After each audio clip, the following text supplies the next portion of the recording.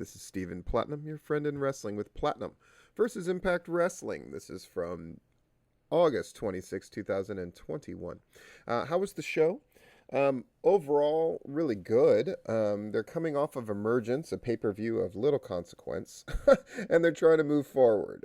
They're getting some things lined up, set up a bunch of things for next week and for the future. Made the announcement about where their next big pay per view is going to be. It's going to be in Vegas, baby. So that's certainly looking up. I did come to a realization during the Christian Cage promo segment that I'm going to share with you in just a little bit. But let's get down to it. D'Lo Brown, Matt Striker, welcome fans to Impact Wrestling. And they open very AEW style with a very big match. Chris Sabin versus Sami Callihan. It's a good match. It's a solid match. And at the end of the day, Sabin hits that cradle shock and gets the pinfall. Very nice match. Very high energy match. Very high impact match. Post-match, of course, something's got to happen. So Moose runs down, throws Sabin out of the ring. Callahan rises to his feet. Moose plants a lights out on him. Moose throws a steel chair and a baseball bat. He looks like he's trying to recreate the Callahan Eddie Edwards baseball bat incident. So Eddie Edwards comes in and makes the save before Moose slams that baseball bat on top of Callahan. Moose retreats while Edwards and Callahan stand tall in the ring. Wasn't that long ago when Callahan was kind of locking up Eddie Edwards' old lady and the cape, but whatever. Backstage, Taylor Wilde looks to seek vengeance in a 3-on-1 handicap match, very bizarre, against the Influence, who is Madison Rayne, Tennille Dashwood, and Caleb with a K tonight. Cuts a promo about that. They have an ad shown for NWA Empower and NWA 73. They're happening this weekend, I believe, on Fight TV. They'll be in the Chase, which is wrestling at the Chase is one of my favorite things of all time. And wrestling will be back there after more than 30 years. So that's exciting. Backstage, Sami Callihan finds Eddie Edwards. Callahan mocks Edwards for saving him earlier. Edwards reiterates again, going forward, he doesn't need his help anymore. But does he? That's nice. A little bit of acknowledgement of things that have happened before, so on and so forth. And Mickie James makes her way to the ring to talk more about the NWA stuff, I'm sure. So she's talking, cuts a little promo for Deonna Purrazzo's Knockouts title defense against Melina.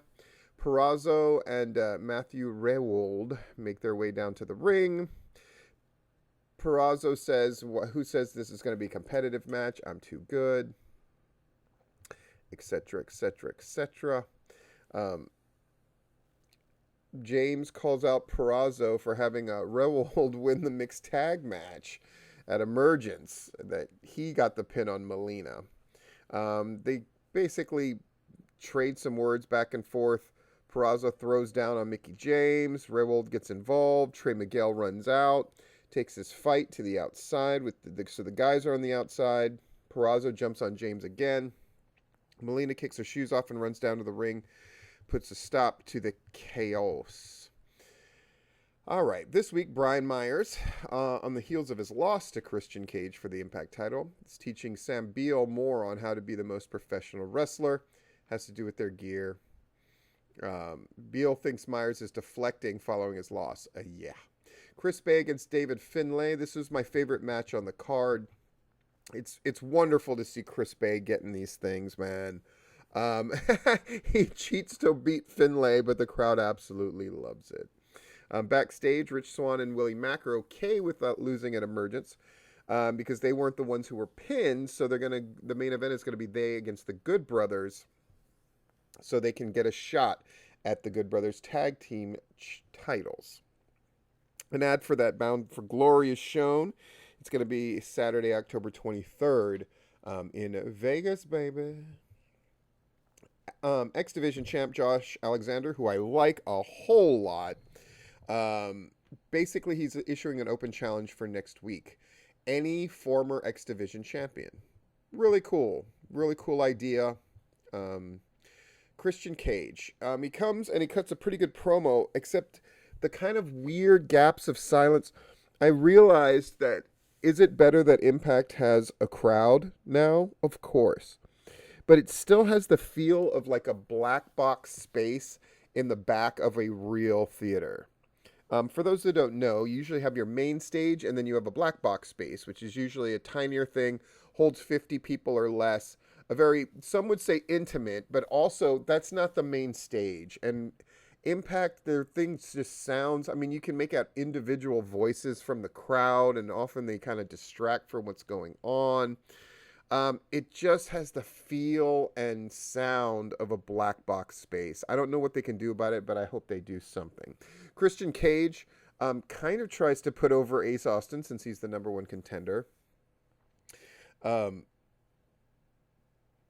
Dreamer comes to the ring. Cage kind of wants to know what's up with his hairdo, and everybody has a chuckle. And uh, the long and short of it is Dreamer kind of wants to have an opportunity to face Cage for the title. Here comes Ace Austin. He doesn't like that at all, etc., etc., etc. The segment goes on for quite a bit, but the point gets across. Cage and Austin are punching at each other. Dreamer and Madman Fulton are duking it out. Austin and Fulton eventually bail from the ring. Eric Young tells Rhino, his fellow compatriot and Violent by Design, that he cost them another World Tag Team title reign. Young asks Rhino if he's ready to get cleansed in the holy waters of Lake Minnetonka, otherwise known as Change. So that will be interesting. Ace Austin and Madman Fulton are bothering Scott D'Amore about a match for next week. He wants Tommy Dreamer. D'Amore grants it to him, but says if Dreamer wins the bout, he'll be added to their Impact World title match at Victory Road. Okay. Taylor Wilde versus all three. It's predictable. Taylor Wilde gives a good fight, but at the end of the day gets caught while pinning Madison Rayne, gets caught with a kick in the back of the head from Tennille Dashwood and does not win. But they go to further beat down Taylor Wilde because they're jerks and stuff. And then old friends come to help in the form of, oh my gosh, Steve, Jordan Grace and her tag partner. Yep. Ellering. Rachel Ellering. I remembered. Brandy Lauren, God bless her, is giving a promo. Looking good as always. It's Shotzi Blackheart's girlfriend, right? I hear things. And Su Yung and Kimberly break it up in a horrific fashion. Kimberly puts on the mandible claw and drags her into the abyss that's been temporarily formed in one of the side rooms. So it goes. TJP Williams, Petey Williams did a run-in and cost TJP the victory. So TJP is furious about it. Petey Williams comes into the frame, and TJP's like, we don't have an alliance. And he refuses to thank Williams for saving him. And then Williams says, fine, we'll stay out of each other's way. They have an Impact Plus moment of the week. It's a bit of Monty Brown versus Christian Cage for the NWA World title from 2006. Pretty cool. Backstage, Matt Cardona with Chelsea Green. They call out Rohit Raju and Shira. And Green wants to have them in a tag team match next week. And so it goes. Gia Miller asks Tasha Steele and Savannah Evans where they go from here following their defeat against Decay. Steele's, of course, blames Falaba. Falaba comes in and says, we'll make it up to them. We'll take on the guys, basically, of Decay. You take on the women of Decay. Cool. Here's what they've set up. Normally, I don't point this out, but I think they did such a good job. Next week, they set up the open challenge for the X Division title. Ace Austin versus Tommy Dreamer. The Influence against Taylor Wilde, Jordan Grace, and Rachel Ellering. Rohit Raju and Shira against Matt Cardona and Chelsea Green.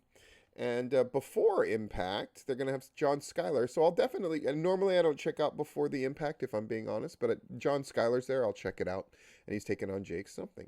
Now we got the main event, the Good Brothers against Rich Swann and Willie Mack in a non-title match. So, predictably, Rich Swann and Willie Mack win. It's a good, solid match. Swann catches him in a roll-up, but I get it. And then they hoist Swann up in the Magic Killer. And then they put Willie Mack in the Magic Killer. And then they keep beating him down. They find a table. They set it up. They powerbomb Mack right through the table. And that's the end. And so it goes. Anyway,